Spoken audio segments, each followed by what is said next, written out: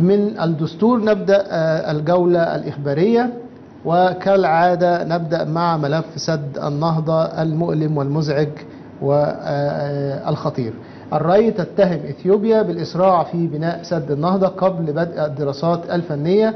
خبراء 14 شهر من المفاوضات بين القاهرة وأديس أبابا والمحصلة صفر. يعني أنا الحقيقة عايز أقول لوزارة الري لو مفيش حاجة جديدة تقولوها مفيش داعي تقوله. يعني الكلام ده احنا بنقوله بقالنا سنين، أكتر من سنة أو سنتين بنعيد، هم نفسهم بيقولوا 14 شهر بنتكلم في نفس الموضوع.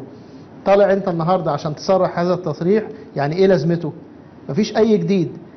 وهم ما احنا عارفين ان هم بيكسبوا وقت، وعارفين ان هم موضوع الدراسات الفنيه دي مجرد مبرر لتسويف الامر مع مصر والسودان وتاجيل الاجتماعات بصوره مستمره حتى يتم بناء السد او الجزء الاكبر منه، بحيث تصبح كل هذه الدراسات غير ذات جدوى.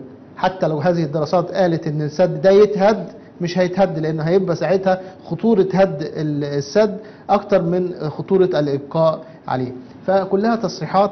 يعني احنا سئمنا الحقيقة من هذا المسلسل الرديء الذي يقوم ببطولته قادة الانقلاب ومسؤولي الانقلاب في مصر. خبر آخر خاص بالنيل من تويتر، أصوات مصرية، وزير الري الحبس أو غرامة 50,000 جنيه للتعدي على النيل.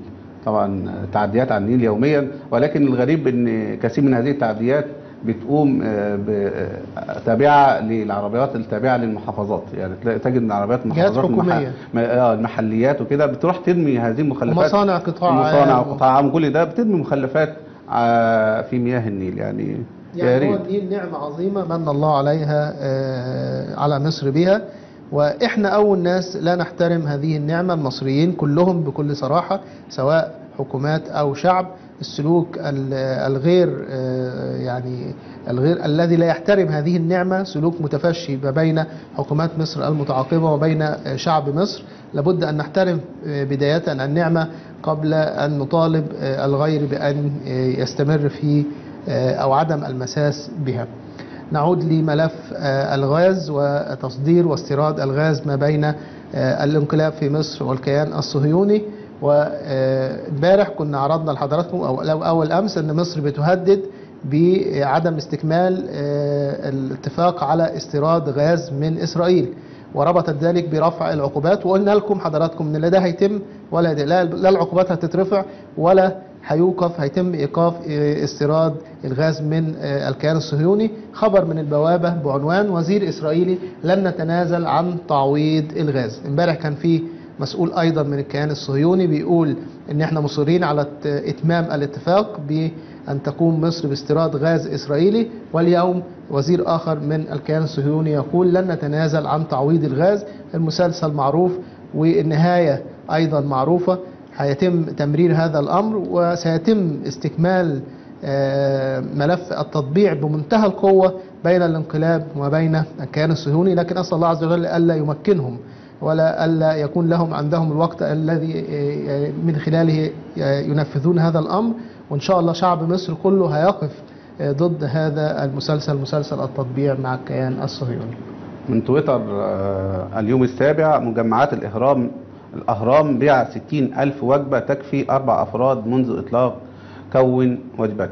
يعني 60,000 تقريبا، احنا بدأنا من 10 أيام يا أستاذ أحمد. نعم. يعني العدد ممكن يوصل في الشهر 450,000 وجبة.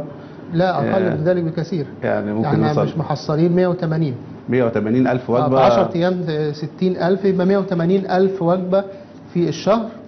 الوجبة زي ما هم بيقولوا تكفي 4 أفراد، قول 200,000 يعني حوالي 800,000 مواطن في الشهر هم اللي بيستفيدوا من مسألة بيع الوجبات المخفضة اللي هي بعنوان كون وجبتك. 800,000 من 90 مليون، منهم حوالي 50 مليون تحت خط الفقر. يبقى احنا ايه زي ما احنا قلنا من الاول، هو فنكوش، بس فنكوش يعني ايه معمول بديكور كده دمه خفيف. واحنا استمعنا من قبل التقرير من الشارع المصري، في مواطن قال احنا سمعنا عن موضوع الوجبات ده، احنا لا عارفين هي فين ولا عارفين نوصل لها، وحتى معناش فلوس نشتريها. حتى هذا المستوى اللي هم بيتكلموا عنه من سعر هذه الوجبات، هناك فعل قطاع كبير جدا من المواطنين المصريين ليس لديهم القدرة المادية على شراء هذه الوجبات.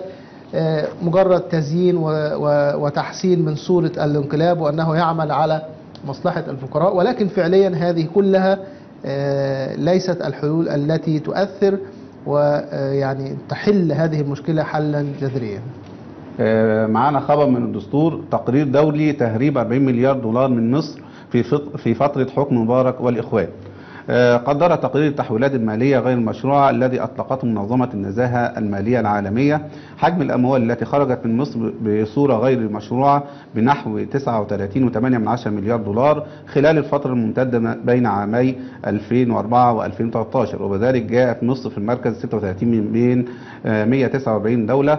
رصد التقرير خروج الأموال منها بشكل غير مشروع خلال الفترة من 2004 إلى 2013، وأشار التقرير إلى أن الأموال التي خرجت بصورة غير مشروعة من مصر بلغت أعلى مستوياتها في عام 2008 عندما سجلت 6.1 مليار دولار، فيما وصلت تلك الأموال في آخر سنة رصدتها منظمة النزاهة 2013 إلى 3.6 مليار دولار. والخبر لو قرأناه كله لم تجد فيه ذكر الإخوان، ولكن كعادة الصحف المصرية لابد أن تزج باسم الإخوان في كل أو في مثل هذه الأخبار.